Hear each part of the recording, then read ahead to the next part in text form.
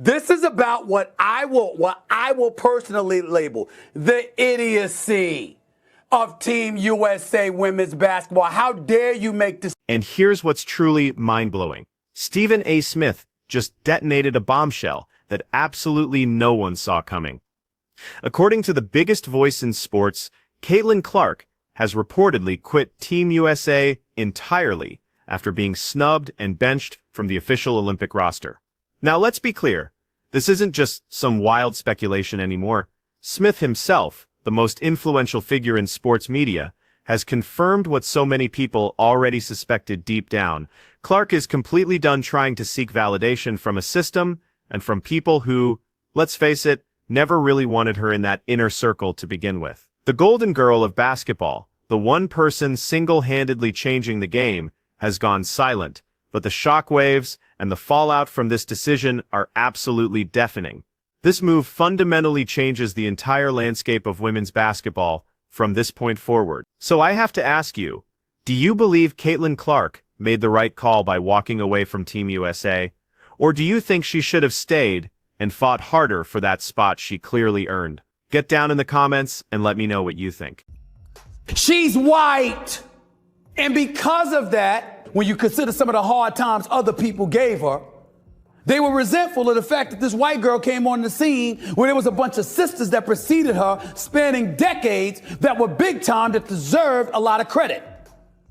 I mean, people looked at the Cheryl Swoops of the world, the Maya Moores of the world, and others, and they said, yo, there was a bunch of people that came before her that did big things for the WNBA. I respect it. It is right. I appreciate it. But whiteness does have its privileges, especially when you got a game. And what a lot of people weren't willing or were a bit reluctant to appreciate was the game on this young white sister of ours. She can ball. And oh, by the way, she was a great ambassador for the game.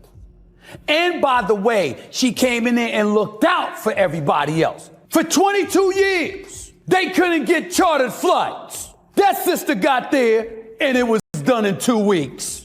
That's who. So let's get one thing straight about Stephen A. Smith. He doesn't just make noise simply for the sake of getting attention.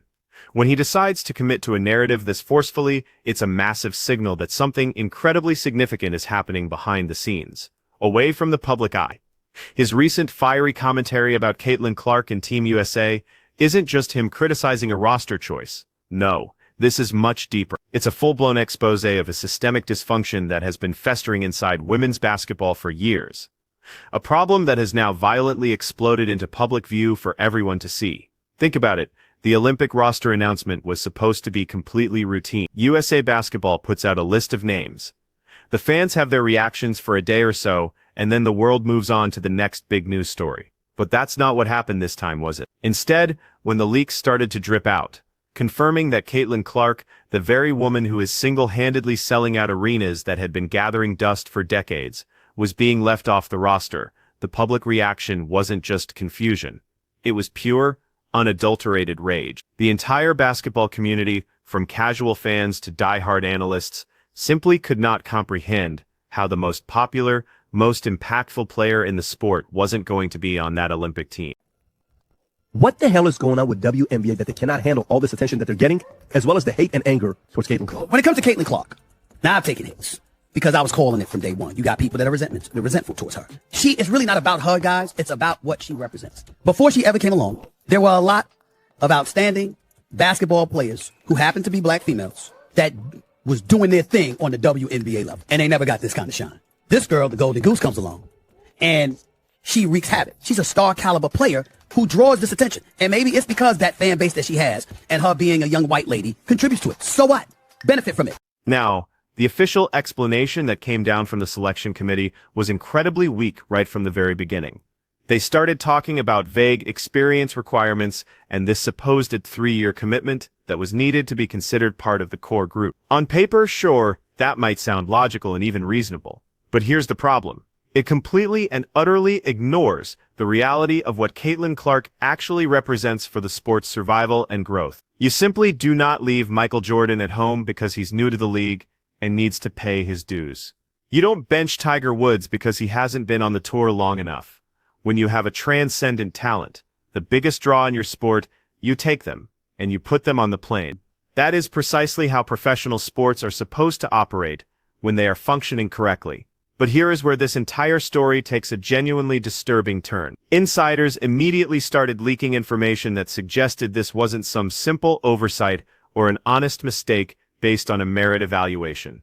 No, this was a calculated, deliberate message being sent directly to Clark. Sources close to that selection process revealed there were serious concerns about how the veteran players on the team would react to Clark's massive presence. The committee was apparently terrified of the circus she brings with her, the non-stop media attention that follows her absolutely everywhere. In essence, what they did was prioritize protecting the fragile feelings of established veterans over the critical mission of growing the game and maximizing the team's marketability on a global stage.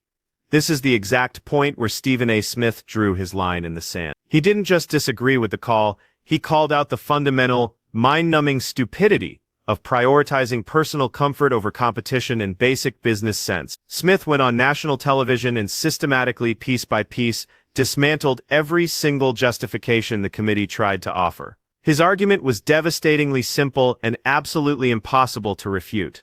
The Olympics is a global showcase that only happens once every 4 years. It is the one moment in time when casual fans, the people who normally ignore women's basketball, actually tune in to watch. The sport has been struggling with viewership for decades, despite producing some of the most incredible talent on the planet. And then suddenly, you get a player who is bringing in millions of new eyeballs, setting television rating records left and right, and selling out arenas in cities that couldn't even give away tickets the season before. And the committee's response to this once-in-a-generation opportunity was to leave her at home.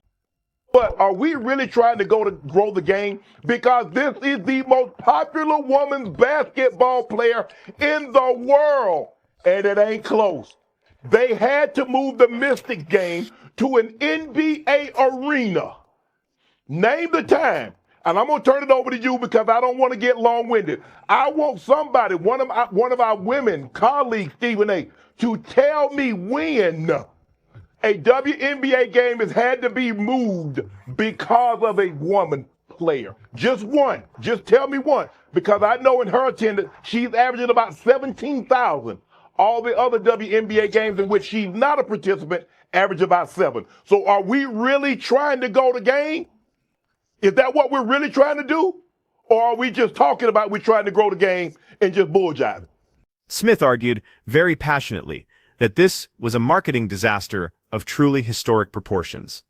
He correctly pointed out that for Team USA women's basketball, the mission isn't really about winning gold medals anymore. Let's be honest, they win the gold almost automatically, no matter who is actually on the roster. The talent gap between the United States and the rest of the world is so unbelievably massive that they could probably send a college all-star team and still completely dominate the competition. Therefore, the actual goal, the real mission, should have been about growing the game, expanding the brand, and bringing new, permanent audiences into the world of women's basketball. By excluding Clark, Smith argued that the gatekeepers of the sport proved they care far more about maintaining their internal pecking order and protecting their own egos than they do about the actual acts and long-term growth of the league. He went as far as to insinuate that there's a level of sheer incompetence running the show that is almost impossible to comprehend, unless, of course, you factor in the possibility of deliberate malice.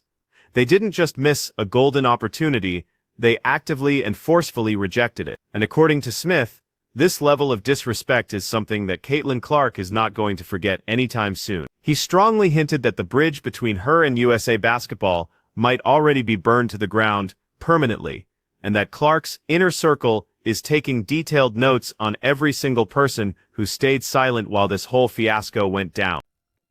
But the WNBA does. You got a max salary at $250,000. You had attendance, although it was trending in the right direction, certainly wasn't where you wanted it to be. And as Shannon pointed out just the other day, you got a team in the Indiana Fever with their struggling selves, struggling to win a damn game and be relevant. No team in the WNBA was worse other than the winless Washington Mystics, okay? And they went from 4,000 in attendance to 17,000. This girl is box office. I said a rising tide lifts all boats. What you do, especially if you're Team USA and you're trying to be globalized, and there's an opportunity to globalize the WNBA brand, so people like Brittany Griner, God bless her soul, and others don't have to go to Russia in the off season. If we're going to be completely and brutally honest about why Caitlin Clark isn't on her way to Paris right now, we absolutely have to address the jealousy factor. It is the one narrative that the WNBA establishment is desperately trying to avoid discussing in public.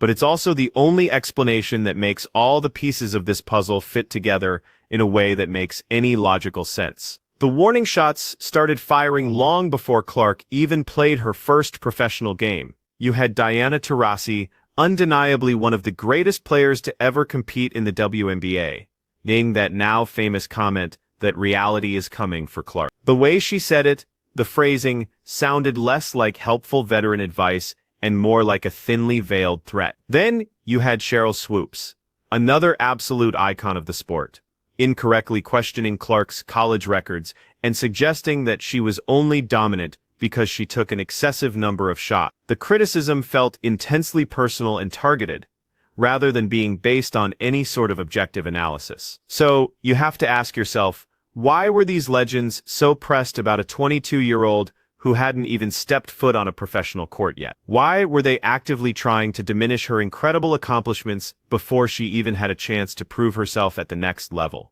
The theory that Stephen A. Smith has alluded to time and time again is very straightforward. The old guard deeply resents the unprecedented level of attention that Clark receives. These are veterans who played their entire careers in nearly empty gyms. They flew on commercial airlines, wedged into middle seat. They ground out incredible professional careers for minimal pay and with virtually zero mainstream recognition. And now, here comes this young woman from Iowa, who has private jets waiting for her on the tarmac, Nike deals worth tens of millions of dollars, and fans lining up around entire city blocks just to get a glimpse of her before she's even played a single professional game. You make decisions, marketing. I want people watching. I want eyeballs. I want advertising dollars. Why? Because he'll get paid. Y'all will get paid. And guess who else will get paid? You see where I'm coming from? That's what it's about. Stop acting otherwise. We know this. You don't sit up there and pass on Caitlin Clark. It was stupid, Team USA. It was a dumb. It's just human nature to feel a little envious under those kinds of circumstances. But in the world of professional sports, veterans usually embrace the rookie who brings more money and attention into their sport because a rising tide lifts all boats and everyone benefits financially. When Tiger Woods exploded onto the golf scene and completely transformed that sport's popularity, the other golfers didn't hate him for it. They thanked him because he tripled their prize money and brought massive sponsorship deals to the entire tour. Yet, in the WNBA, the reaction has been the polar opposite. It truly feels like certain players want to punish Clark for her popularity rather than capitalize on it. That pervasive toxicity is exactly why Clark might be secretly relieved that she didn't make the Olympic team. The resentment didn't just stay confined to press conferences and social media posts either. It spilled onto the court in ways that have raised serious concerns about player safety. If you've been watching the games closely, you've noticed that Caitlin Clark gets hit differently than other players, and we are not talking about tough, physical defense that exists within the rules of the game. We're talking about blatant, non-basketball plays that cross very clear lines. The incident with Kennedy Carter became the most visible example of this. Clark was blindsided with a hip check while the ball wasn't even in play. Carter appeared to say something nasty to her, and then knocked her to the floor in what looked like a completely deliberate cheap shot. But now, let's examine the reaction from the league and the other players. Did the WNBA suspend Carter immediately to protect their single biggest asset? No. Did veteran players rush to Clark's defense and call out the obviously inappropriate contact? No. In fact, many players and media personalities seem to justify it, calling it a welcome to the league mentality and saying that Clark just needed to toughen up and accept this kind of treatment. Stephen A. Smith pointed this out as a massive and obvious double standard. If this were LeBron James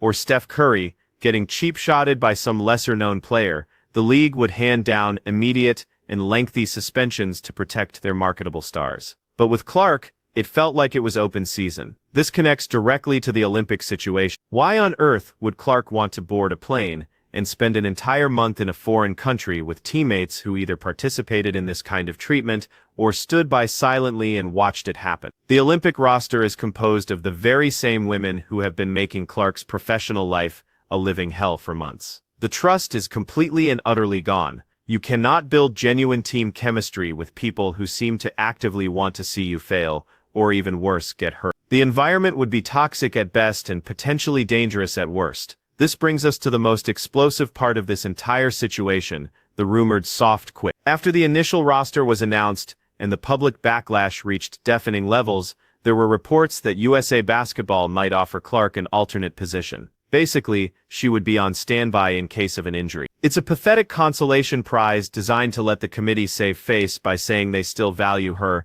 without actually giving her a real roster spot. But sources close to the situation suggest Clark had absolutely zero interest in being anyone's backup plan. The rumor circulating in basketball circles is that she politely but firmly communicated that if she wasn't considered good enough for the main roster, she had no interest in waiting in the wings, hoping for someone else's injury to give her playing time. This is what constitutes the soft quit. Clark didn't hold a dramatic press conference. She didn't throw a public tantrum on social media. She simply and quietly withdrew her availability. Stephen A. Smith's recent commentary strongly supports this theory. He implied that Clark has now fully realized her immense power and leverage in this situation. She is the economy of the WNBA right now. She doesn't need Team USA to build her personal brand. Team USA desperately needed her to build theirs, and to boost their television rating. By walking away and taking the month to rest her body instead, she's effectively communicating that the committee made their bed, and now they can lie in it. It's a brilliant power move that demonstrates remarkable maturity and business savvy, and it's driving the establishment absolutely crazy because they expected her to beg for that alternate position. They expected her to show gratitude for whatever scraps they offered. Instead, she's taking a vacation while they play in front of television audiences that will likely be half the size they could have been with her presence. Let's discuss the numbers, because quantifiable data doesn't lie about impact. The Clark effect is absolutely real and completely measurable. Games featuring Caitlin Clark are drawing viewership numbers the WNBA hasn't seen in over 2 decades. We're talking about staggering 300 to 400% increases in ratings compared to games without her involvement. When Clark plays, arenas sell out completely. When she visits opposing teams, those organizations are having to move their games to larger NBA arenas, just to accommodate the insane crowd demand. She is quite literally a walking stimulus package for the entire league. Stephen A. Smith hammered this economic point home repeatedly. The Olympics is fundamentally a television product. NBC paid enormous sums of money for the broadcasting rights. They want and desperately need strong ratings to justify that investment. By leaving Clark at home, the selection committee essentially lit millions of potential advertising dollars on fire. The revenge here is completely passive on Clark's part. She doesn't have to do anything. She just has to stay home and rest. When the Olympic game ratings come in and they're significantly lower than random Indiana Fever regular season games, the point will be proven without her ever having to say a single word. This financial reality is what makes the selection decision so genuinely baffling. It's not just a questionable sports decision. It is objectively terrible business. In the world of professional sports, losing money is typically the one unforgivable sin that gets decision-makers fired. Yet somehow, this committee made a choice that actively damaged their own financial product. We also need to address the toxic culture that allowed this situation to develop in the first place. There's a growing narrative among fans and observers that the WNBA has a serious mean girl problem. It seems to operate like an exclusive clique or sorority, where you must be initiated, and that initiation process is intentionally brutal. For years, the league has been an incredibly tight-knit community. Everyone knows everyone. They play overseas together during the off-season. They share a collective struggle narrative. Clark represents something completely different. She represents mainstream acceptance. She represents the casual fan demographic. And the insiders seem to genuinely resent those casual fans. You see this attitude constantly on social media, with WNBA purists getting angry that new fans only care about Clark. They post things like, "We've been here for years supporting the league. You need to support all the players, not just her. It's a technically valid point about recognizing all talent, but the delivery is consistently hostile and unwelcoming. Instead of rolling out the red carpet for new eyeballs and new revenue, they're interrogating people's credentials and gatekeeping who gets to be a real fan. Stephen Smith just confirmed what everyone suspected all along. Caitlin Clark is done with Team USA after they chose egos over excellence. She flat out refused to be a backup plan for people who never wanted her there in the first place. This is a monumental power move that changes women's basketball forever. The committee killed their own golden goose, and the dismal ratings are going to prove it. Do you respect Clark's decision to walk away and stand up for herself? Comment below and make sure you like and subscribe for more breaking sports news.